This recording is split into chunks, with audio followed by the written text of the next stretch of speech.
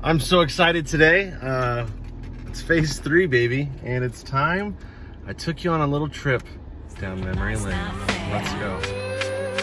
And this is how it feels.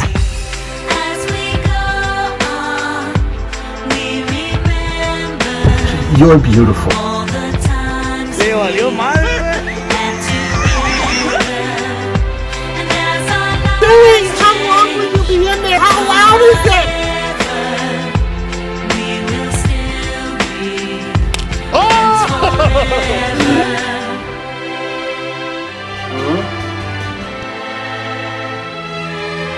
Go!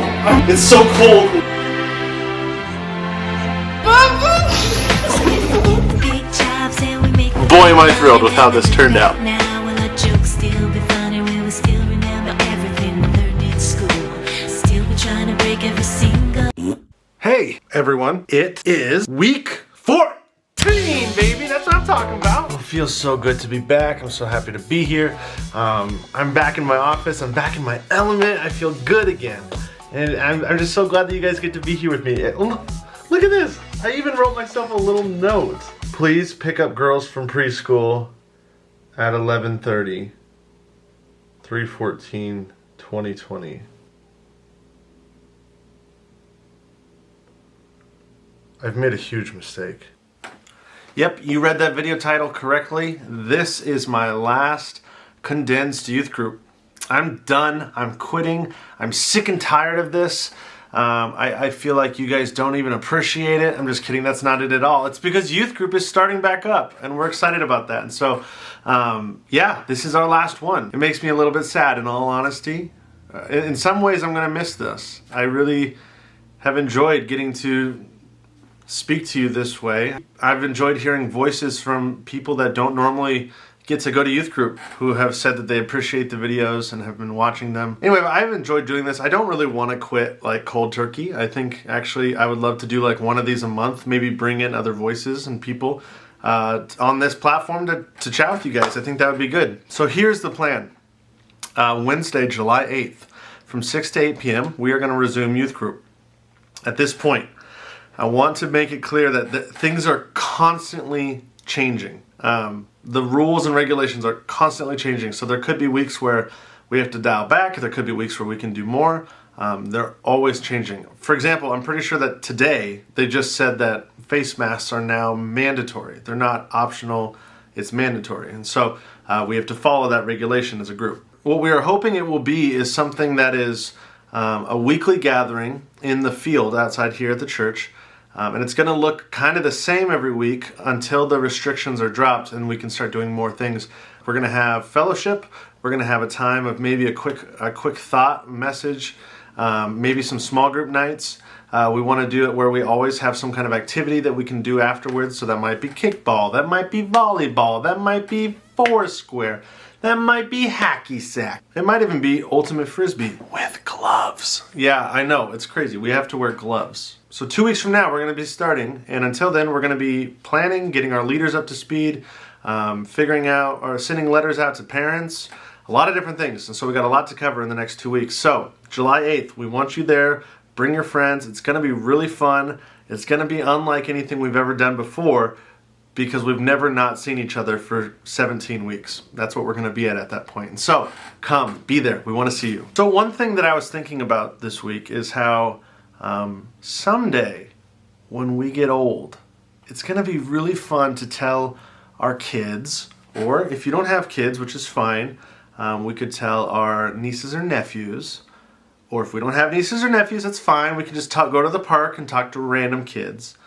How we get to tell them the story of how we lived through the season of COVID. I mean, we get to tell them what it was like living through a pandemic. The last people to remember one that impacted the world the way that this one did was people that lived in like the 1919 flu, which is just mind-blowing. We are part of a generation that got to witness that. And honestly, it's not been a fun time. It's been a hard time. There's been a lot of people who have experienced loss, people who have lost jobs, people who have maybe just really had to distance themselves from family. That's really hard. And I don't believe either that we're in the clear. I'm not saying this is a video where we're celebrating the end of this season. In fact, things could easily get dialed back up and we could be back to doing these condensed youth groups. And honestly, I'm praying. I am praying that things do not regress. Not so that we can have youth group and not so that we can have fun, but so that people are safe and healthy. But one day you will be able to tell those who came after you what it was like in this time. And that's actually called a testimony. A lot of people equate that word to like their Christian story. Testimony is really anything, it's just your point of view, your story, what happened in your life. And we're all going to have billions of testimonies after this season. Stories are something that connect humanity more than anything else. Let me just give you a little tip. It's the reason why pastors always begin messages with stories. It's because it draws you in and it connects you to the pastor. A lot of times I'll give an entire message in which I quote a lot of scripture, but the minute I tell a story, that's when people say, oh wow, that story, it was something I really connected with. I remember for a long time in my life, I believed that my testimony was like a little bit weak. Mainly because I would go to these conferences and they would have these speakers there that were just incredible people. And they had the most insane stories. There was once a guy who told a story where he jumped out of a helicopter, went snowboarding down a hill, did like a 360 gainer. I don't even know if that's a thing. And he landed upside down as an avalanche was coming towards him. He got buried in the snow, was in there for like multiple hours until the ski people came and pulled him out. And I just remember looking at that, and he was talking about how like through this experience he got closer to God. He had this amazing encounter with Jesus. And that's so cool. But at the same time, it made me sit in the crowd and go, well, what's my testimony? I'm a pretty average guy. I started believing in God at a very young age. I went to Snow Blast, started taking things more seriously in my faith when I was young. And that's it. Like that doesn't bring anybody to Jesus. But a testimony isn't just what Jesus has done in the span of your life.